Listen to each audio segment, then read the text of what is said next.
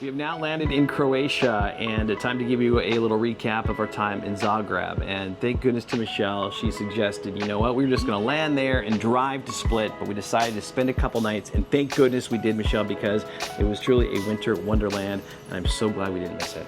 Well, I originally wanted to stay in Zagreb because it's the capital historic city, and how can you miss that if you're so close? Right. And yes, exactly what you said. As it turns out, the Christmas markets in Zagreb rated #1 in the world over the last couple of years, and now we know why. And I can barely describe the feeling of holiday spirit, community, enchanting. It was absolutely enchanting. It's one of my favorite places. Thank goodness we have pictures, and you don't have to hear us talk the entire time, because we're gonna roll some video and show you this winter wonderland and what it looked like through our eyes. We stayed a couple nights in a hotel. We've been in Airbnbs most of the time, but we decided to stay in a hotel. We checked in, and immediately the front desk said, "You need to walk down the street," and that is where everything is. So without further ado, we dropped our bags and walked down the street, and it opened up. Magic unfolded. Everything was lit up. Everything you could put a light on, except for the people who were highly festive as well. They were festive anyway. Had lights on. The whole city was lit up, and we discovered, at least I discovered something for the very first time, which now will be a tradition. I don't care what season. It's called mulled wine. I love mulled wine. It's a good thing, Michelle. Well, I love that they serve you mulled wine from these really cool booths that are temporary. They bring them in for the holidays, but they're like ski chalets, and they serve you mulled wine or hot chocolate or hot gin or hot everything. Anything you want. Anything you can heat up. In these great mugs that almost have this like Christmas sweater pattern on them. So you're not just drinking it out of like a paper cup or a styrofoam cup. Like you get to borrow, you return it for a deposit back, which is also brilliant. But you get to carry around this actual mug. I love everything about it. It was cool. So and a skating rink. The first night, a massive skating rink. We got our mulled wine. We just got a taste of what Zagreb in the wintertime has to offer. So of course, the second night, it was on. We went out, we explored the city. Everything again was lit up. Different Christmas markets. We saw Santa. We saw a lot of people that were dressed up in costumes. Are you skipping ahead to the second night before you talk about the day? Oh yeah, what did we do the second day, we took the funicular up. It's like the shortest tram.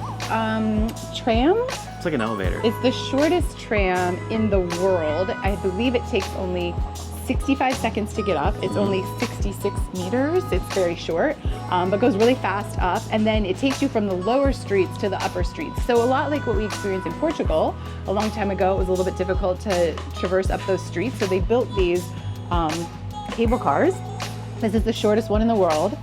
It was a quick ride, but totally worth it, super fun. So we got to the top, we got to see the roof tiles on St. Catherine's and saw St. Mark's Church, and you ran into a friend. You made a friend. Yes, Jakov, who was playing guitar at the corner of right where we got off this tram/elevator. Funicular, thank you. You say it a lot better than I do, so I'm not going to say it.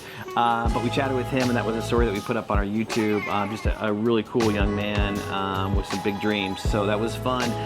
Inspiration. Yes, and I'm sorry, I jump ahead because I want more Christmas lights. Because the nighttime was I want so more magical. Christmas markets. Yeah. We had live music until 10:30, 11 o'clock at night, every single night. And there's like different areas. Like there's the skating rink area with the booths, and then you move along, and there's this open park, which is where we talked to Hot Dog Man, Frankie. And there's booths and music in this gazebo there, and the music was like moved you, like the singing and the festiveness of the entire thing. And then you move along, and then there's storefronts that are open, and a whole nother set of Christmas market with the Advent wreath, which became really important and special to us as they would light the Advent candle each week. And there was this Christmas bulb that you and Everly got inside of. And it's like a snow globe, and it turns on during active hours. But we jumped in when everybody had left, and we were manually making our own snow globe.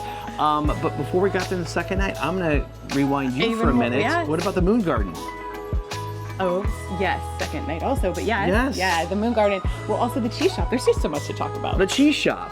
The first night we found this incredible restaurant with a cheese shop, but yes, what's the Moon Garden? Let's go with the Moon Garden first. What is the Moon Garden? I don't know. You tell everyone. You're the yoga person.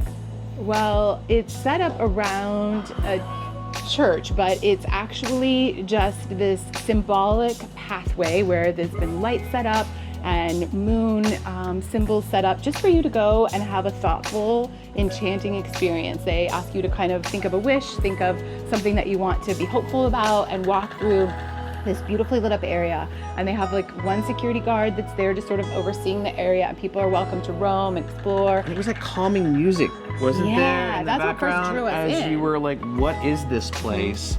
And it was, yeah, it was magic. I know we use the word magical a lot, but it was soothing, it was relaxing, it was, you had lots of, you know, retrospective on things, and it was very thoughtful walk that you could have. And the cool part was we didn't know about this. We actually took a long route back to get back to the Christmas markets as we just were exploring, walking, and then we were a little bit lost.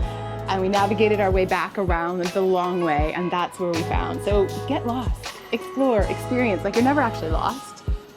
You're never lost. So as you're hearing us talk about this was just 2 nights, and we were just going all over the place, and you can tell our mind is all over the place. I mean, it was so much fun, and it was just, they're so different, the seasons in Croatia and a lot of places we've been thus far, but the winter time is just a completely different and new world that the locals embrace.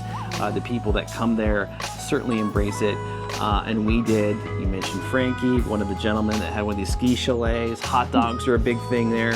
And mulled Sausages, wine, hot dogs. sausages. We got to chat with him.